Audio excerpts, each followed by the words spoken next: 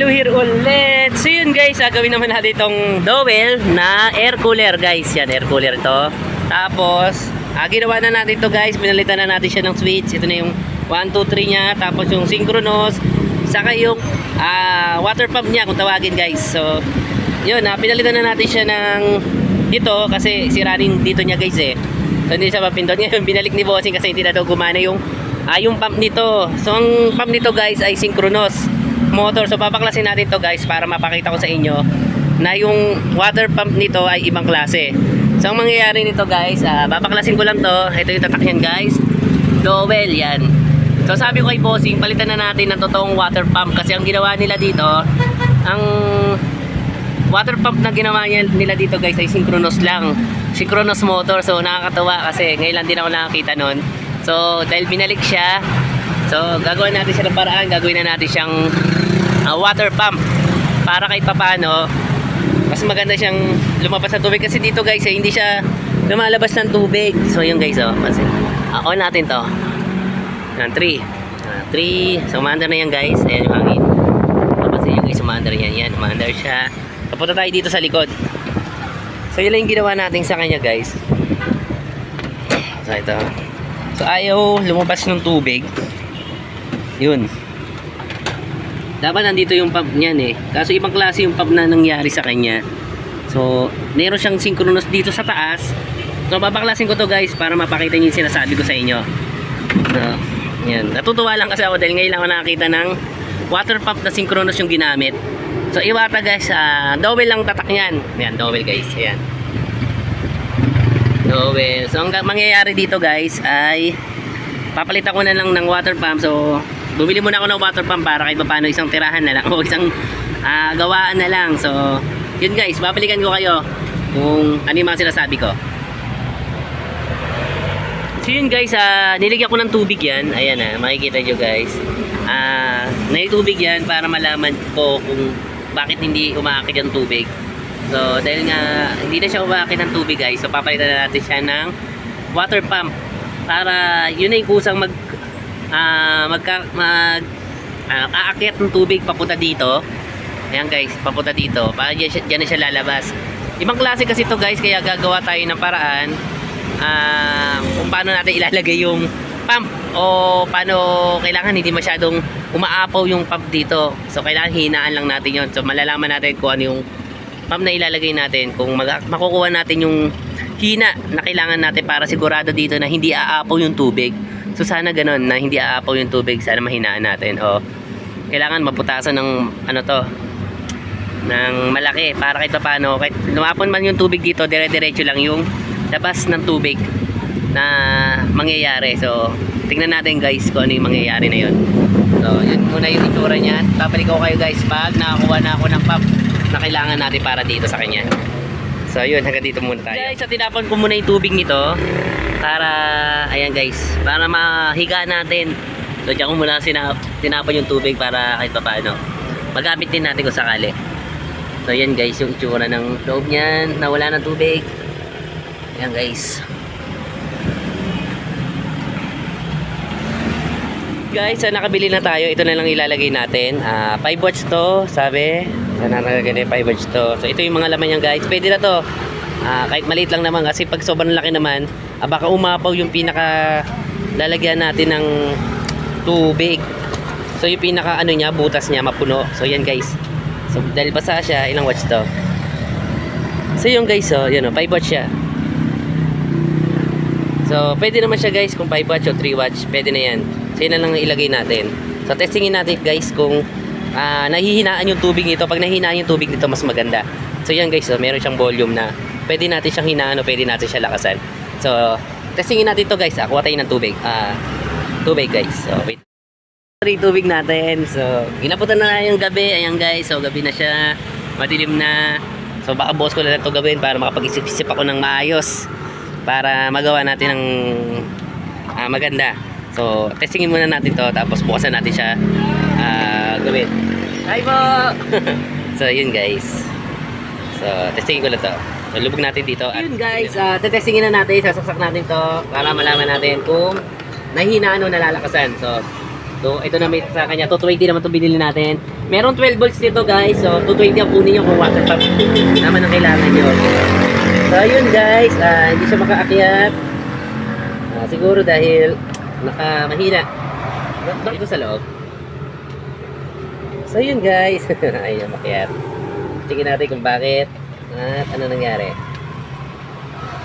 So, panghina ng adjust natin.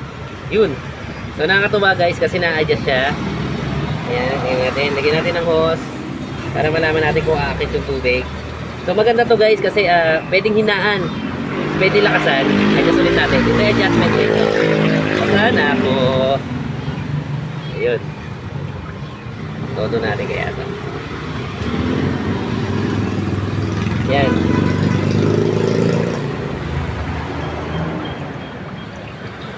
Siguro okay na yung ganyan guys. Kasi mahina lang naman siya. Tubig. Yung pinaka, ito guys, tinanggal natin to. Saka yung hose. Yun ang lakas ng tubig oh. So yun guys, malakas siya. So yan yung lumalabas. So tama lang to guys pag nilagyan natin ito. Para kahit pa paano, hindi siya ganun kalakas. Kasi sobrang lakas eh. Ayan o. Para yung, yan. So yun na siya. So bukas, ikakabitan natin to para malaman natin kung anong mangyayari dito. Kung aako ba yung nalalagyan natin ng ite. Pero sakto-sakto lang to guys. Ayan o. Ganyan lang yung tulo na kailangan natin para hindi siya ganun kalakas, hindi umapaw doon sa pinaka-plastic niya. Ayan. Yun guys. Yun guys, sa umaga na. So umpisa na natin ito gawin. So dahil kagabi ay ginabi na tayo. So yun guys, bubuksan nyo lang dito. Dito may mga tornilyo yan. Dito. Sa paligid niya at dito. Yan ang mga tornilyo niyan guys. So tagal nyo muna to para kahit paano makita nyo lahat. Kung may mga tornilyo pa o wala. So yun guys. So dito yan meron din tornilyo sa ilalim. Yan guys, makikita nyo yan. So babaklasin ko muna to at babalikan ko kayo.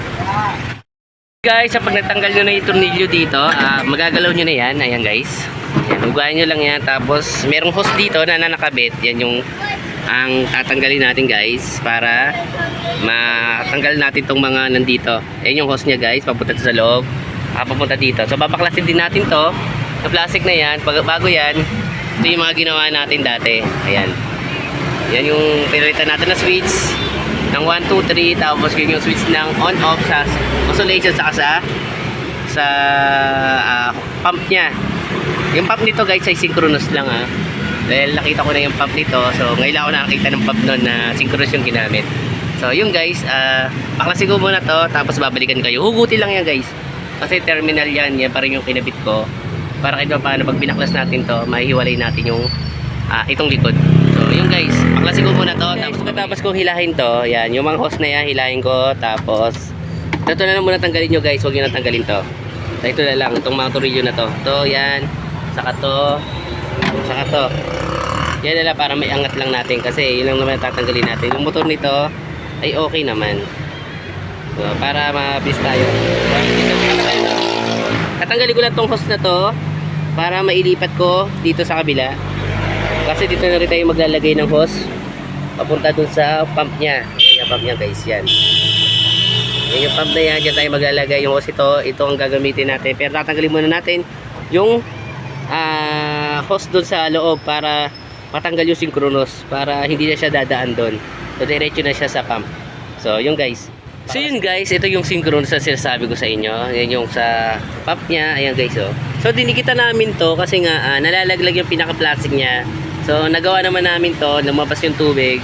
Pero yung ilang araw daw nilang ginamit, parang isang araw lang yata nilang ginamit guys, hindi na lumalabas yung tubig. So ang problema nito guys, ito nang synchronous na to ay papalitan natin. So gagawin na natin water pump yan. So pump na siya. So baklasin lang natin to para tong hose na to i-re-recta natin tong dalawa na to. Papasok sa loob guys. Tong dalawa na to tatanggalin na natin diyan para yung tubig ay dire-diretso na papunta dito sa taas. So hindi na siya dadaan dito. So baklasin ko lang to guys. Siguro dito na tayo magduduktong mamaya no para do sa saksakan ng bago nating water pump na ilalagay dito.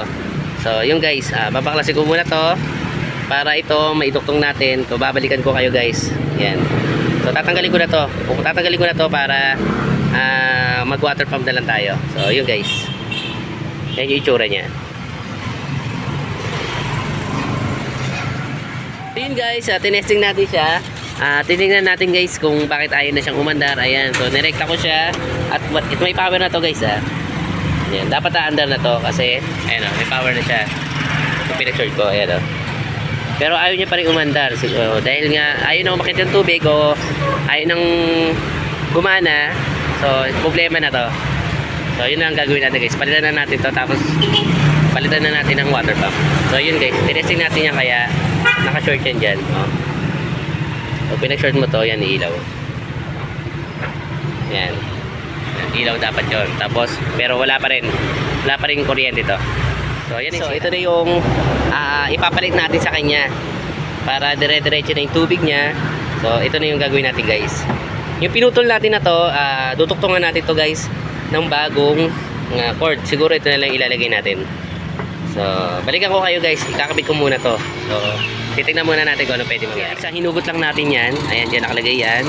Hinugot ko na itong hose na to. At pagduduktungin ko na lang to guys. Yan, dito. Duduktungin ko na lang siya to para yung hose na to ay umabot doon. Dito. Sa paglalagyan natin ng hose doon. So yun guys, babalikan ko kayo. So tetestingin ko lang kung ano pwede mangyari, no? So yun guys. Guys, itong hose na to, ayan guys, puputol ako para may pasok siya dito. Yan, sakto naman to, ayan o. Tapos cable tie na lang, pandikit ng konti. Tapos pwede na yan guys, siguro bulkasil na lang ilalagay natin dito sa bawat gilid. Tapos, ito. So yan para makaduktong na siya. So ganyan na lang siguro guys. So yan na yung mangyayari sa kanya. So ito na yung gagamitin natin na hose. So yun guys, lagyan ko lang ito ng pandikit o bulkasil. Tapos putulin ko dito para may paduktong ko to. So yun na ikakabit natin. So puti na lang meron ganitong hose. So konti lang naman para doon sa susunod, yun na ulit ang kakabit natin. So balikan ko kayo guys at tapusin ko na to. Guys, yun nakita nyo, niligyan ko siya ng bulkasil. Yan guys, sa bawat paligid niya.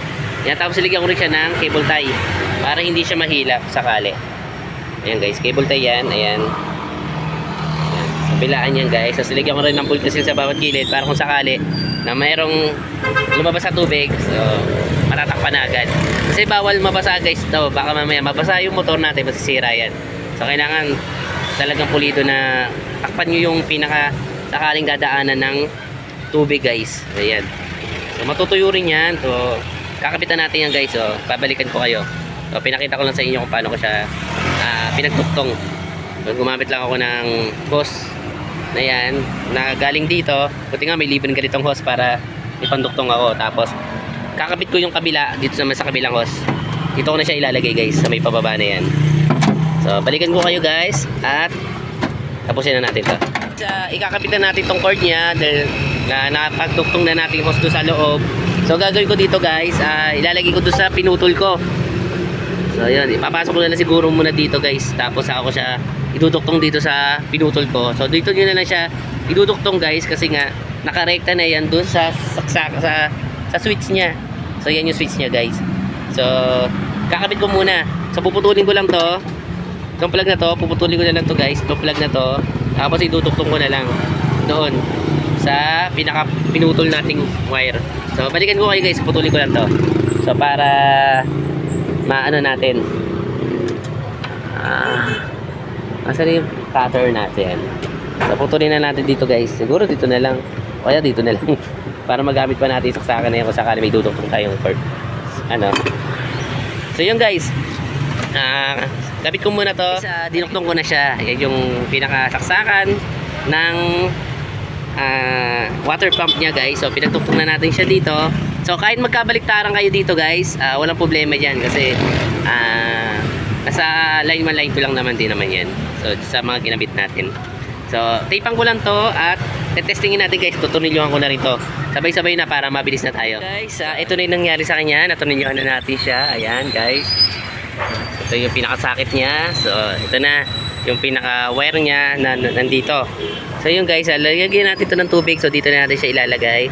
Lalagyan natin siya ng tubig para matesting natin guys kung gaano kalakas yung buga nito. Dapat mahina lang to guys, kasi kung sobrang lakas ito ay mapupuno niya tong pinaka loob niya. So dapat saktong ano lang siya guys, tamang tulo lang dito dahil hindi naman siya yung nai-impakan ng tubig. So tamang tulo-tulo lang yun guys para kahit paano hindi umapaw. Dito yan guys yan oh. Yan siya. So dahil hindi siya umapaw, ayan. Diyan lang siya tutulo-tulo. So yung guys, testingin natin ito na may tubig. Guys, so nilagay na natin yung hose dito, saka yung mga ano na yan guys, ayan, yung pinaka wire niya. So testingin natin to guys para malaman natin kung lalabas yung tubig o hindi. So yun guys, so testingin lang natin to. So yun guys, sasasak na natin to. So tingnan natin kung ayan guys, may tubig na yan. So nilagay na natin siya ng tubig. So sasak natin guys kung aandar siya. So bawa na natin to guys. Ayan na, nakauna silang lahat. Pag muna natin yan, on na natin. Ayan, so guys, umandar na. So on na natin to. So yung guys, nakita nyo, umakit yung tubig. Tapos tingnan natin guys kung lalabas siya. Tapos testingin na natin guys. So 1, 2, 3 natin. 1, 2, tapos 5. Ito natin yun guys. Ayan na. So nakauna siya. Ayan. Hintayin na yan. Nakauna yan guys. So hintayin natin siya kung lalabas siya. Ngayon pag lumabas to, so pwede na nating isarado to guys.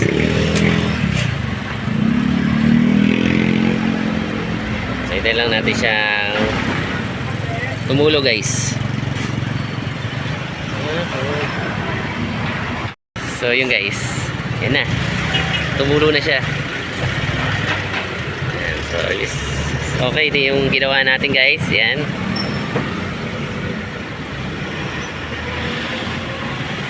So yung water pump niya, yan. So patayin natin guys. Yan, so patay na siya. Yan, patay na guys. On natin ulit. Yun. So lagyan na natin itong likod niya.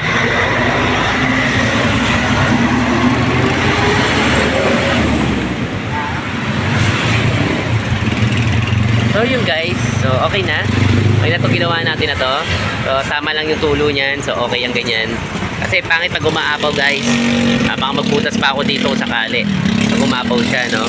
So pero okay na yung ganyan. So tamang ano lang tulo guys.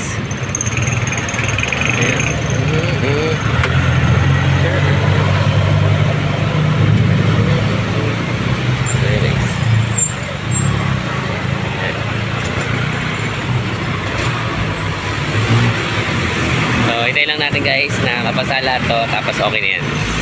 So pwede natin isarado to at bigyan na natin sa may-ari.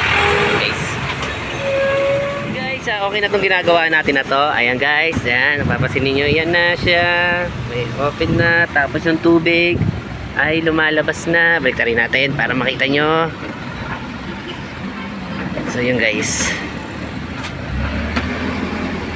ayan, so pasa na siya. So lumalabas na yung tubig niyan. So okay na yan guys. So pwede na natin siya pakuha sa may-ari. So yun guys, hanggang dito na yung vlog natin. So maraming salamat sa pagsama. So paalam.